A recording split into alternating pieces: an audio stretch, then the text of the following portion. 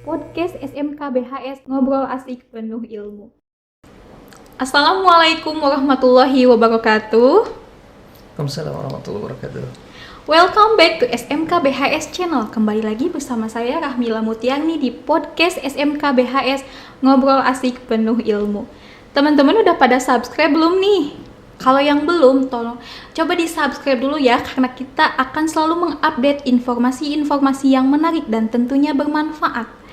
Nah, seperti tema kita kali ini yaitu media sosial dan remaja. Kali ini saya tidak sendirian, saya ditemani narasumber yang luar biasa, Bapak Fardel Agustana Falah SPD. Assalamualaikum Pak. Waalaikumsalam. Sehat Pak? Alhamdulillah, sehat Bu. Ya, alhamdulillah ya. Sehat, alhamdulillah. Media sosial dan remaja, wah luar biasa ya Pak ya tema kita kali ini.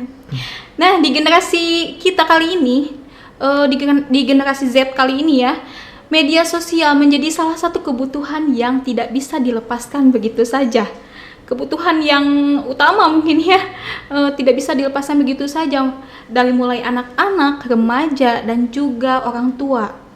Nah, remaja menjadi salah satu pengguna media sosial tertinggi di Indonesia. Nah, remaja ini mengakses berbagai macam media sosial.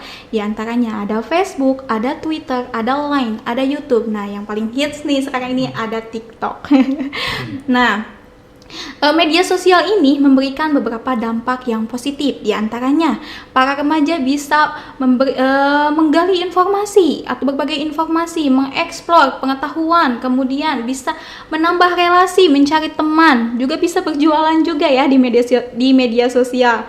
Banyak manfaatnya. Tetapi di antara manfaat-manfaat itu ada juga nih dampak negatif yang ditimbulkan dari media sosial. Di antaranya, nah, ada tontonan-tontonan yang tidak mendidik bagi anak-anak, bagi remaja. Tontonan-tontonan yang sekarang yang banyak marak bisa diakses oleh siapapun. Nah, di sini kita akan bahas tuntas pengaruh media sosial terhadap remaja dan juga bagaimana nih solusinya agar kita terhindar dari keburukan. Nah, nanti ini apa ya, luar biasa ya Pak ya tema kali ini ya. Insya Allah, mudah-mudahan bermanfaat ya Pak. Nah, ini Pak, kalau dari segi agama nih ya, dari segi Islam nih, apakah boleh nih Pak kita itu menggunakan media sosial? Ya, ada nggak sih hukumnya gitu? Kita menggunakan medsos itu gimana nih? Ya, baik. Bismillahirrahmanirrahim. Alhamdulillah, salatu wassalamu ala rasulillah wa ala alihi wa ashabihi ajma'in. Amma ba'd. Ya Bu, mungkin harus kita akui ya bahwa media sosial ini sangat membantu kita ya. Apalagi zaman sekarang, kalau nggak ada media sosial mungkin kita ketinggalan informasi mungkin ya, mungkin ketinggalan apa berita yang kita butuhkan. Dan tapi tentunya ada seperti yang Ibu tadi sampaikan, ada beberapa efek negatifnya. Dan bagaimana Islam mengatur dalam bermedia sosial atau bagaimana hukum media sosial dalam Islam. Tentunya media sosial ini berhubungan dengan dunia kita. Maka Islam ketika berhubungan dengan dunia adalah hukum asalnya mubah, boleh. Ya, seperti jual beli mubah, olahraga ini mubah. Tapi tentunya dalam hal mubah ini bisa berubah menjadi, bisa jadi haram, bisa menjadi berdosa, atau bisa juga jadi halal, jadi berpahala ketika dilaksanakan. Ini tergantung orang yang memakai hukum dunia ini, tahu memakai media sosial ini secara khususnya. Ya. Jadi bisa berubah, ya, jadi haram. Misalkan ketika orang ini menggunakan media sosial untuk keburukan, men-share keburukan orang, potong-potong video, kan ini nggak boleh, dilarang juga oleh Kominfo kita, kan nggak boleh share-share video hoax, apalagi itu sudah berzolim, berbuat zolim, dan agama kita dilarang berbuat zolim. Itu yang menjadi haram, yang asalnya mubah. Yang mubah bisa menjadi halal apa?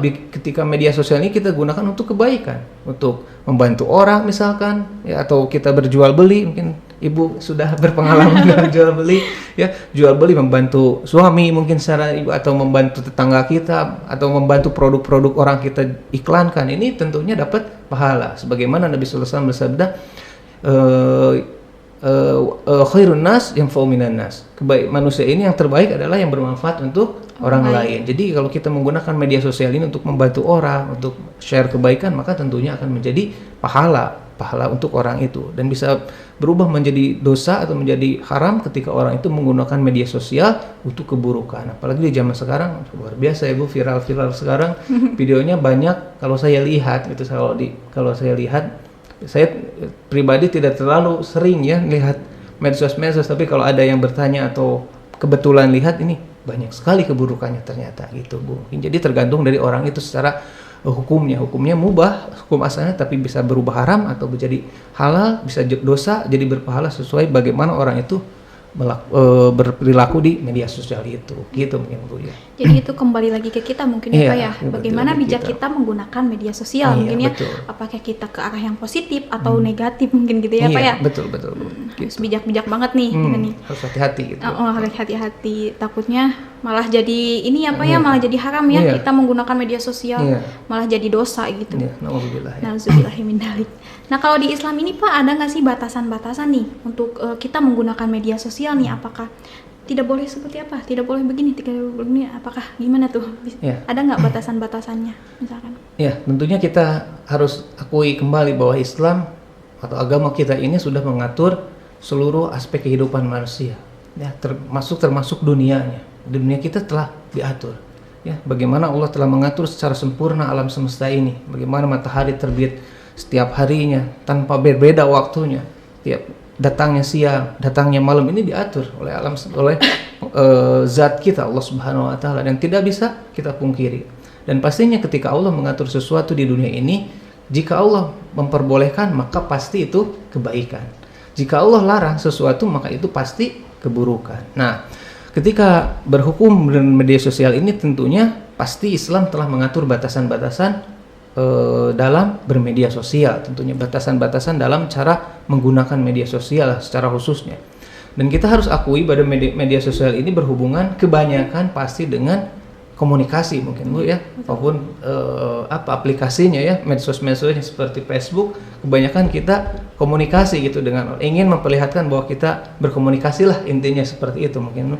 Jadi harus kita garis bawahi, harus kita bawahi ketika kita mendapatkan berhukum atau menggunakan media sosial ini, balik lagi seperti kita beberapa minggu lalu obrolan kita, harus dengan ilmu, harus dengan ilmu, harus dengan kita Ibu bilang tadi, harus dengan bijak. Nah, bijak ini harus perlu dengan ilmu, nggak bisa kita sembarang share, karena harus kita akui bahwa media sosial ini ruang publiknya yang sangat tidak terbatas ya, bisa dilihat sama orang, bisa dilihat kita yang diam di Sumedang pun orang Jakarta bisa lihat kita mungkin Bu ya. Lagi seperti ini bisa dilihat di mana saja. Tentunya ini harus dengan bijak sekali, dan bijak ini harus dengan ilmunya. Bagaimana Allah Subhanahu wa taala mengatur kita dalam cara berkomunikasi. Tentunya ketika kita berkomunikasi di media sosial ada batasan-batasannya, dan ini berhubungan dengan perilaku kita nanti. Dan harus kita akui media sosial ini pasti berhubungan dengan lisan kita, cuman kita tidak ngobrol langsung kan, diketik ngobrolnya, padahal itu yang ngomong lisan kita, tapi ketika di media sosial kita jari kita yang ngetiknya gitu kan Bu. Jadi nah, ini berhubungan dengan lisan ini, hati-hati. Jadi bisa jadi kita bangkrut amalan kita karena bermedia sosial kita tidak dengan bijaksana, dengan ilmu. Bagaimana Nabi SAW pernah bersabda di depan sahabat, beliau bertanya, apakah kalian tahu yang orang yang bangkrut? Sahabat menjawab, la ana dirham wa dinar. Orang-orang yang tidak punya dinar dan dirham, orang yang tidak punya uang lah kalau bahasa kita sekarang. Nabi SAW tidak. Orang yang bangkrut ini adalah orang yang nanti di akhirat membawa pahala sholat, membawa pahala haji, membawa pahala puasa, dan membawa pahala kebaikan-kebaikan, tapi hancur lebur di hadapan Allah Subhanahu wa taala seperti debu berterbangan, karena dia di dunia tidak meminta maaf kepada orang yang dizoliminya. Ini rugi besar sekali. Bagaimana kita beribadah tapi ketika di hadapan kita hancur lebur karena kita berbuat zolim kepada orang. Nah, di media sosial ini yang paling kental dengan hukum atau dengan dosanya adalah dengan dosa lisan. Karena kita misalkan Bu, kalau orang share medsos misalkan, dia niatnya ini mah iseng-iseng aja. Kita tidak tahu ada di share yang medsos yang kita share ini, mungkin ada orang yang tersakiti, mungkin mohon maaf misalkan seperti ini. Kita share misalkan foto makanan misalkan, contoh saja foto makanan. Alhamdulillah makanan ini enak sekali misalkan. Kita tidak tahu nih ya, orang yang mungkin dari berjuta-juta yang melihat postingan kita ada yang belum makan. Mungkin dia secara hati mungkin tersakiti, mungkin. Nah, ini kan kita tidak tahu. maka harus dengan bijak-bijak sekali. Maka ketika kita ingin menggunakan medsos ini, batasan-batasan jangan sampai kita menyakiti orang lain. Sebagaimana perilaku orang zaman dahulu, para salaf dulu, para tabi'in dulu, dia sangat berhati-hati dalam berkomunikasi. Sebagaimana salah satu ulama salaf, ya, seorang tabi'in, Rabi bin Haytham ini, dia ketika berkomunikasi hanya 3 saja, Bu. Bayangkan, hanya 3 obrolan yang dia komunikasi. Yang pertama dia berzikir, yang keduanya dia menanyakan kabar orang lain, ya, lalu yang ketiganya dia membaca Quran. Itu saja yang dikeluarkan dari lisannya karena saking hati-hatinya. Bayangkan dengan kita, Bu, kita dengan mudah share sana sini, oh ini senang-senangan. Kita tidak tahu orang yang melihat orang ini bisa mendoakan keburukan, bisa juga kan kita gitu. Jadi batasan-batasan Islam ini mengatur bahwa kita jangan sampai postingan kita, media sosial kita menyakiti orang. Jadi harus bijak. Bagaimana kita, bagaimana kalau saya posting ini ada orang yang tersakiti oleh postingan kita, mungkin seperti itu, Bu. Jadi Islam ini sangat jelas mengatur cara berkomunikasi, cara bergaul. Jadi yang berhubungan dengan media sosial ini pasti berhubungan dengan lisan, dan lisan ini sangat berbahaya. Seperti tadi orang yang bangkrut tadi, mungkin itu, Bu. Jadi ada batasan tertentunya. Ya. Gitu. Ternyata dari kita meng-share itu pahala kita bisa habis. Bisa habis, kalau kita share kebaikan bisa jadi pahala jariah untuk kita. Kalau kita men-share ilmu seperti Nabi SAW bersabda kan, idza matal insan khata'a amalum idza min salas. Seorang anak Adam bila meninggal terputus semuanya kecuali min salas, kecuali 3 perkara. Shadaqatin jariyah, sedekah yang kita lakukan. Au ilmi yang tafaubi, ilmu yang bermanfaat. Au waladin sholihin yadullah, anak yang mendoakan orang tuanya.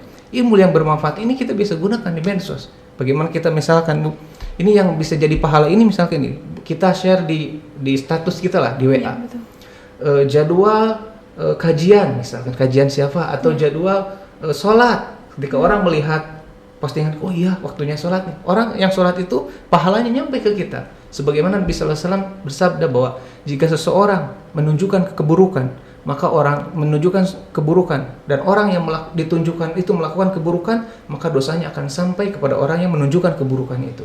Jadi misalkan contoh saja, ketika kita ditanya, misalkan contoh, di mana ya tempat dugem misalkan, kita ditunjukin sama kita, oh paling itu Pak, di sana nih. Ketika orang itu berbuat dosa, dia zina, minum khamar, dosanya sampai ke kita karena kita menunjukkan orang itu berbuat buruk. Iya. Tapi kan Nabi SAW melanjutkan hadisnya, jika seseorang menunjukkan suatu kebaikan, maka orang itu akan mendapatkan kebaikan dari orang yang dia tunjukinya. Misalkan kebaikan tadi, misalkan ada yang tanya, Bu, masjid Bali mana? Masjid di mana? Oh, di sana Bu, ayo kita antar. Nah, si orang yang dia sholat, dia berzikir, dia baca Quran di masjid yang kita tunjukkan, maka pahalanya sampai ke kita. Begitupun media sosial kita, ketika share kebaikan, ketika kita meninggal, maka kebaikan itu akan tetap sampai kepada kita, sebagaimana dalil yang Nabi SAW tadi sebutkan tadi. Begitu mungkin dia. Jadi harus hati-hati banget nih gitu. Nanti orang lain yang berdosanya kita yang kita kena juga gitu, karena kita memberikan jalan itu untuk orang lain gitu mungkin. Nah, itu kan ininya ya Pak ya, batasan. Kalau ini tips nih Pak, tipsnya gimana nih? Kita kan pengen bermedia sosial biar tidak ketinggalan teknologi gitu kan ya. Zaman sekarang ini nih. Tapi kita juga tidak mau nih terjerumus ke keburukan atau ke dosa misalnya. Gimana nih tips dari Bapak untuk kita solusinya? Bagaimana kita menghindari seperti itu tuh? Tetap bermedia sosial tetapi kita terhindar dari keburukan gitu ya.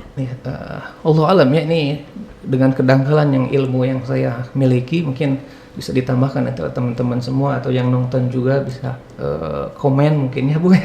Bisa komen di sana untuk apabila ada kekeliruan atau ada tambahannya. Allah alamnya. Jadi ketika kita bermedia sosial, dan kita harus akui itu Bu, kalau menurut pendapat saya pribadi ini, kalau dipresentasikan ya, kebaikan dan keburukannya mungkin lebih banyak keburukannya mungkin ya. Nauzubillah, kita akui kita terbantu oleh media sosial. Ibu ngajar kemarin waktu Covid, kita bisa Zoom lah, bisa apa. Ini terbantu sekali ya dengan media sosial.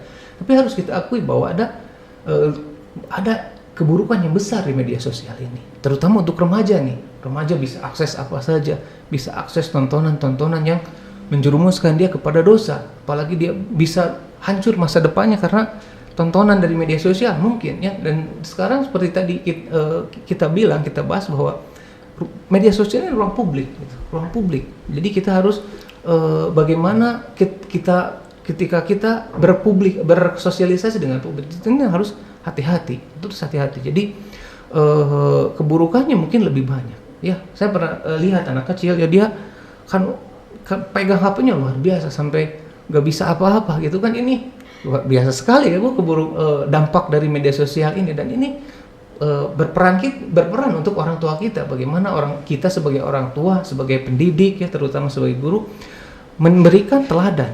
Jadi kalau pendapat Anda pribadi, yang pertama teladan Bu.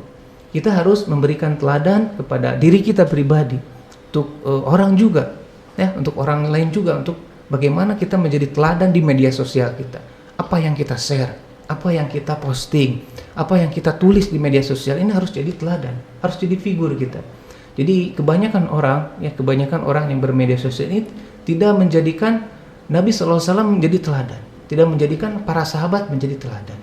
Ya, gini Bu, mungkin kita akui ya, kita abi ya, saya, ibu ya, kita akui bahwa kita sangat mencintai Nabi SAW. Tidak ada yang mungkin orang Muslim, orang yang mengaku Islam, yang beragama Muslim tidak mencintai Nabi SAW. Tapi banyak orang Muslim tidak tahu siapa Nabi SAW ini. Ya, tidak tahu figur Nabi SAW ini seperti apa. Ya. Nah, ketika kita men-share, misalkan menceritakan, oh Nabi SAW ini figurnya seperti ini. Ketika orang lain, oh iya ya Nabi, ini menjadi figur kan, menjadi contoh, jadi teladan. Bagaimana Nabi SAW menjadikan teladan untuk seluruh umatnya. Banyak orang yang kalau saya tanya ke anak-anak, ibu, kalau kamu cinta nggak sama Nabi? Ibu pun mungkin bisa jawab ya, dalam hati saja mungkin ya. Cinta nggak ke Nabi SAW? Oh cinta Pak. Coba sebutin anak Nabi SAW siapa namanya? Banyak yang tidak tahu. Ya, ada berapa anak Nabi putra putri Nabi SAW? Banyak yang tidak tahu. Ya, tapi kalau ditanya, ya, tahu sahabat Nabi? Tahu Pak. Oh sahabat Nabi itu orang-orang yang pengikutnya Nabi SAW. Ya, iya. Tapi ketika ditanya siapa sahabat yang dijamin masuk surga? Tidak tahu. Banyak yang tahu. Tapi kalau dibalik pertanyaannya, siapa 10 artis di Indonesia? Wah, tahu. Fulan. Wah, siapa YouTuber yang paling kaya? Oh, ini tahu. Jadi dia bermedia sosialnya menjadikan figurnya yang kurang baik. Oh, jadi ketika bermedia sosial kita harus bermedia sosial ini figurnya si fulan. Padahal ini mungkin orangnya kurang baik. Jadi ketika kita bersosialisasi, berkomunikasi tentu harus menjadi teladan. Itu yang pertama, jadi teladan. Yang kedua, dengan kembali lagi saya ulangi, dengan ilmu kita. Bagaimana kita harus tahu hukum halal haram dalam media sosial. Bagaimana Allah, jangan kita jadi orang yang bangkrut tadi. Karena kita tidak sengaja mungkin bisa jadi bangkrut. Nabi SAW pernah bersabda ya, dalam hadis sahih riwayat Imam Muslim ya, bahwa orang yang baik, orang yang beriman ini, kata Nabi SAW, la yu'minuna bil imani, orang yang beriman ini fa khairuna aw yasmut, orang yang berkata baik atau diam. Jadi ketika kita bermedia sosial, kalau ini keburukan, sudah lebih baik kita diam supaya kita aman nih. Kita tidak akan hisab. Tapi kalau kita, apalagi yang viral sekarang, yang tidak tahu apa ya kebenarannya mungkin Bu, kita kan di zaman sekarang gitu kan ya Bu. Apa-apa ada berita kita share. Dia ada berita dari siapa saja yang nge-share, atau kita punya grup-grup WhatsApp atau grup-grup apa gitu. Oh, ada berita hot nih atau berita viral, kita share. Kita belum tahu nih berita ini benar atau tidak. Ini berita ini baik atau buruk. Lebih baik kita diam, tahan diri kita untuk men-share keburukan ya. Jadi yang kedua itu harus kita dengan ilmu, hati-hati.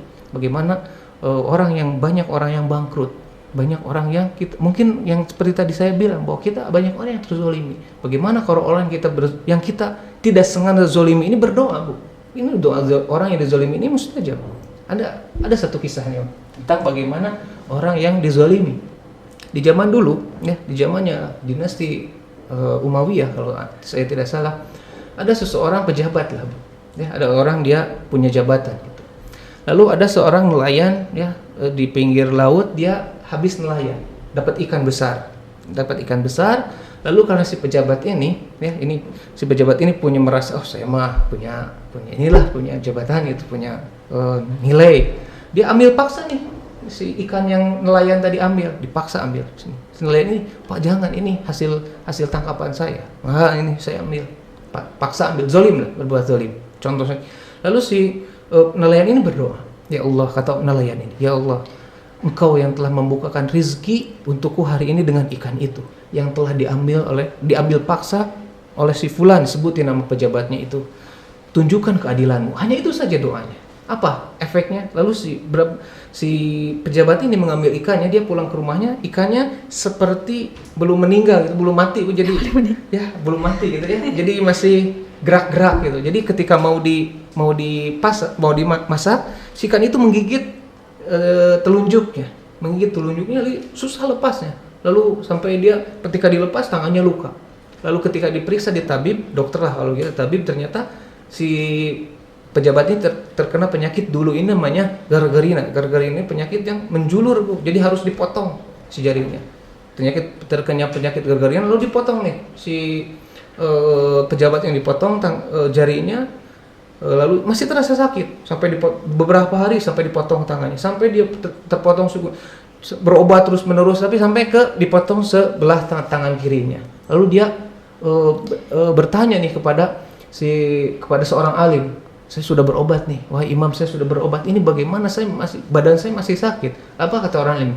Coba kamu ingat-ingat, mungkin ada orang yang kamu sakiti, yang kamu tidak sengaja zolimi, entah dari lisan atau dari perbuatanmu. Lalu si pejabat ini berintrospeksi diri, oh iya, beberapa minggu lalu saya pernah mengambil paksa ikan dari seorang nelayan. Lalu si pejabat ini mencari si nelayan itu sampai ketemu. Ya, lalu nelayan meminta maaf kepada nelayan ini, mohon maaf, halalkan ikanmu, saya sakit, minta maaf lah. Lalu si nelayan ini orang baik, lalu dia memaafkan. Dan kata si pejabat ini, dia langsung, demi Allah, ketika orang itu memaafkan saya, selesai saya maafkan, maka sakit di tangan kiri dan sebelah badan saya sembuh total. Jadi itu salah satu contoh bahwa orang yang kita zolimi ini sangat berbahaya. Itu di media sosial kita tidak tahu kan, Bu, yang dizolimi. Mumpung bagaimana kalau kita meninggal, ada masih orang yang tersakiti oleh postingan kita. Maka yang keduanya ilmu, yang ketiganya ini yang paling penting, share saja kebaikan. Share saja, tahan, dan yang ini bergabung dengan yang keempat, yang ketiganya share khusus kebaikan saja di medsos, dan yang keempatnya jangan share keburukan, jangan membuka pintu keburukan walaupun main-main. Ini sekarang anak muda sekarang lihat seperti apa tadi yang paling viral TikTok sekarang banyak anak muda, mohon maaf ya, joget-joget lah, terlihat auratnya. Ini menjadi dosa jariah. Kalau si yang menjadikan TikTok ini meninggal, ini bisa jadi dosa jariah. Ya, itu yang tidak, ya, pakaian auratnya tidak tertutup bisa jadi. Yang pakai yang tertutup pun bisa jadi dosa juga. Dia menjadi fitnah untuk kaum laki-laki. Jadi yang 4 tips ini mungkin yang harus kita tanamkan dalam diri, termasuk untuk saya pribadi ya. Jadi cari teladan kita supaya kita berkomunikasi, bermedia sosial baik. Yang keduanya ilmu, yang ketiganya share kebaikan saja. Yang keempatnya jangan sampai menjadi jalan orang menjadi keburukan. Walaupun kita tidak melakukan keburukan. Seperti itu mungkin, Bu, ya. Allahu a'lam. Ya. Jangan asal share gitu ya. Jangan asal share. Banyak sekarang yang asal share gitu. Apalagi berita-berita yang kurang baik gitu. Ya. Jadi kalau misalkan kita nggak tahu nih ini buruk apa baiknya, lebih baik ya udah diam aja, nggak usah share aja. Iya. Kalau udah pasti kebaikan, share gitu ya. Gitu ya. Gitu ya. Masya Allah ya Pak, terima kasih. Iya, sama-sama, Bu. Penutup podcast kali ini mungkin ya Pak ya, saya mau itu kesimpulannya mungkin Pak, gimana nih pengaruh media sosial terhadap remaja menurut Bapak tuh seperti apa? Ya, untuk teman-teman semua ya yang mendengarkan, yang melihat tontonan ini bentuk dari kasih sayang saya pribadi yang khususnya untuk anak-anak SMK nih, anak SMP, SMA. Nah, ini kan, Bu, ya yang paling sering ya yang kita lihat ya, anak SD juga mungkin ya, untuk para orang tua mungkin yang bisa mengontrol anaknya, jangan sampai anak kita terjerumus kepada hal-hal yang kita takutkan gitu di media sosial. Bagaimana anak-anak menjadi susah bergaul karena media sosial, atau dia hanya main game saja gitu, itu kan berpengaruh. Nah, nasihat Ana untuk diri Ana pribadi sebagai orang tua, sebagai pendidik juga, mungkin untuk ibu, untuk pendengar semuanya, bahwa ketika kita bermedia sosial, jadi cari teladannya. Jadi apa yang kita share ini harus menjadi pahala. Karena ini berefek, kalau kita meninggalkan ini media sosial kita, kalau bisa dihapus, kalau tidak kan ini kita tidak tahu kan, kalau ahli waris kita, handphone kita diambil dan tidak dihapus keburukannya, mungkin tidak jadi terhapus keburukannya. Tapi kalau tidak, mungkin jadi walaupun kita meninggal, ini foto yang kita terlihat aurat kita misalkan perempuan, atau share yang oleh kita keburukan menjadi keburukan, misalkan share postingan yang buruk, mungkin bisa jadi dosa jariah kepada kita. Ini yang kita naudzubillah min dzalik. Jadi yang pertama, jangan untuk orang tua, jaga anak-anak kita nih, jaga anak-anak kita Bu, ya anak-anak kita masih kecil, jangan sampai kita berbuat zalim kepada anak. Ya, handphone, gadget ini ya tidak dibutuhkan oleh anak-anak. Sebenarnya kebanyakan orang tua supaya anaknya anteng ya gadget kasih, orang tuanya gadget lagi gitu. Ini padahal kita secara hukum berbuat zalim ke anak. Kenapa? Zalim ini apa ini dalam Islam? Zalim ini menempatkan sesuatu bukan pada tempatnya. Ini zalim. Anak ini belum apalagi anak di bawah usia mumayyiz 8 tahun ke bawah, nggak butuh handphone kan, nggak butuh media sosial. Biarkan dia berinteraksi dengan kebiasaan anak ini. Biarkan. Udah anak saya mah tuh bisa diam, nggak bisa cicing, misalkan kalau kita mah baru dikasih HP baru diam. Nah itu jadikan anak ini jadi buruk nih kalau kita biarkan, karena dia akan kedepannya kalau kita biarkan ini anak bisa tergandrungi oleh gadgetnya, di media sosialnya mungkin. Jadi jangan sampai kita harus menjadi teladan untuk anak-anak kita, jaga anak-anak kita. Terus yang keduanya mungkin Bu, yang harus kita ingat bahwa kita ini hidup di dunia ini sebentar. Kita ini di dunia ini hanya sebagai orang asing. Suatu saat kita akan meninggal. Ya, jadi apa yang kita tinggalkan harus menjadi bekas yang baik. Apa yang kita posting, apa yang kita beberkan di media sosial ini untuk anak muda, ya untuk semuanya, ya anak SMP, SMK nih, terutama untuk siswa-siswi SMK BHS nih. Jangan sampai kita meninggalkan bekas yang buruk. Ya, jadikanlah media sosial ini bekas yang baik. Ya, untuk diri kita, bahwa kita suatu saat akan meninggal. Bagaimana kalau postingan yang buruk kita ini postingan terakhir kehidupan kita? Jadi ketika kita posting, anggap ini postingan terakhir kita. Kita harus posting yang paling baik dalam kehidupan kita, paling baik ilmu yang kita miliki, supaya menjadi amal jariah. Bahwa kita di dunia ini hanya sebentar, ya. Bahwa di dunia ini kita hanya punya waktu sebentar saja. Jadi kita manfaatkan waktu yang sebentar ini hanya untuk berbuat kebaikan, baik di dunia nyata maupun di dunia maya, di medsos mungkin. Ya, kita share kebaikan saja. Kalau ada orang yang mengikuti, alhamdulillah, tidak apa-apa. Jadi kuncinya atau nasihat Anda, jadi kita hidup di dunia ini sebentar, jadi share saja kebaikan-kebaikan supaya menjadi pahala, dan jauhi keburukan dan jangan sampai kita terperdaya oleh orang-orang yang mudah-mudahan nanti kalau tidak bermedsos mah kita tergaul gitu, ketinggalan zaman ya. Tentunya ini harus kita jaga. Karena kalau harus kita akui, medsos ini melalaikan kita. Nah, termasuk saya pribadi ini melalaikan. Kita misalkan ibu, kita kalau baca Quran atau baca buku lah, baru 1 lembar 2 lembar, bosan ya Bu.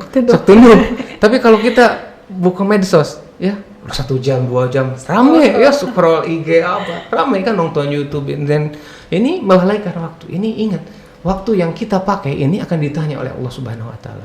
Akan ditanya, Bu. Jadi sebagaimana Nabi sallallahu alaihi wasallam tidak akan sabda Nabi sallallahu alaihi wasallam hadis riwayat Muslim, Nabi sallallahu alaihi wasallam bersabda, tidak bergerak kaki seorang muslim sebelum dia ditanya 4 perkara. Ya. Waktunya, usia mudanya, hartanya, dan masa mudanya. 4 pertanyaan ini akan ditanya.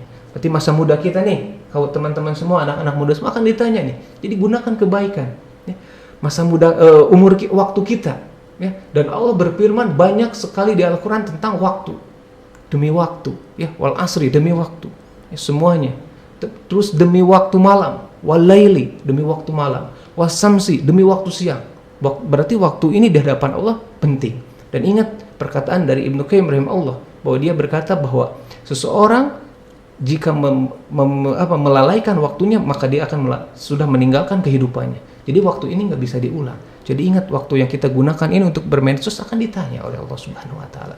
Jadi gunakanlah waktu ini untuk kebaikannya. Tadi kesimpulan atau nasihat anak pribadi yang tadi, jadi cari teladan yang baik. Yang keduanya share kebaikan. Yang ketiganya ingat, waktu kita sebentar di dunia. Maka jangan sampai kita lalai terhadap waktu yang Allah berikan ini karena media sosial ini. Begitu Bu, Wallahu a'lam. Masya Allah ya. Masya Allah, luar biasa ya Pak ya. Sebegitu detailnya ya Islam mengatur ya. Semuanya. Terima kasih ya Pak ya untuk sama-sama, podcast kali ini, luar biasa sekali ya antara pengaruhnya media sosial dan remaja mungkin ya. Banyak sekali ya remaja yang terjerumus mungkin yang harus kita kita sebagai mungkin ibu, sebagai guru, sebagai pendidik harus kita jaga nih anak-anak muda kita dari bahayanya medsos mungkin gitu. Nah, luar biasa sekali bahayanya ya Pak ya. Bahayanya sangat luar biasa. Nah, untuk teman-teman, nah dari podcast kita kali ini mudah-mudahan bisa mengambil manfaat. Untuk kedepannya mudah-mudahan kita bisa lebih bijak dalam bersosial media. Apa yang harus kita posting, apa yang tidak boleh. Nah, kalau misalkan kebaikan, posting saja, posting. Kalau misalkan kita nggak tahu nih ini kebaikan atau keburukan, lebih baik diam saja, tidak usah posting apapun ya.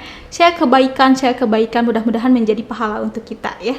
Terima kasih yang sudah menyaksikan podcast kita kali ini, mudah-mudahan bermanfaat. Untuk selanjutnya, Bapak terima kasih sudah hadir ya. Sama-sama. Saya mau mengenalkan nih produk dari SMK Bina Harapan Sumedang. Ini dibikin oleh anak-anak SMK BHS jurusan Kimia Industri, yaitu sabun pencuci tangan, dan ada juga ini hand sanitizer dari produk SMK BHS dibikin oleh anak-anak SMK Farmasi ya. SMK BHS jurusan Farmasi begitu ya mungkin ya. Terima kasih untuk menyaksikan podcast kali ini. Sampai jumpa di podcast selanjutnya. Wabillahi taufiq wal hidayah. Wassalamualaikum warahmatullahi wabarakatuh. Podcast SMK BHS, ngobrol asik penuh ilmu. Mari bergabung dan menuntut ilmu bersama SMK Bina Harapan Sumedang. Mendapatkan beasiswa senilai Rp1 juta untuk siswa-siswi peringkat 1 sampai dengan 3. Untuk peserta didik baru yang mendaftarkan pada gelombang pertama, mendapatkan box alat praktikum gratis. Daftarkan diri Anda sekarang juga melalui website smkbhs.sch.id/ppdb atau dapat datang langsung ke Kampus 1 SMK Bina Harapan Sumedang, Jalan Palasari nomor 59B,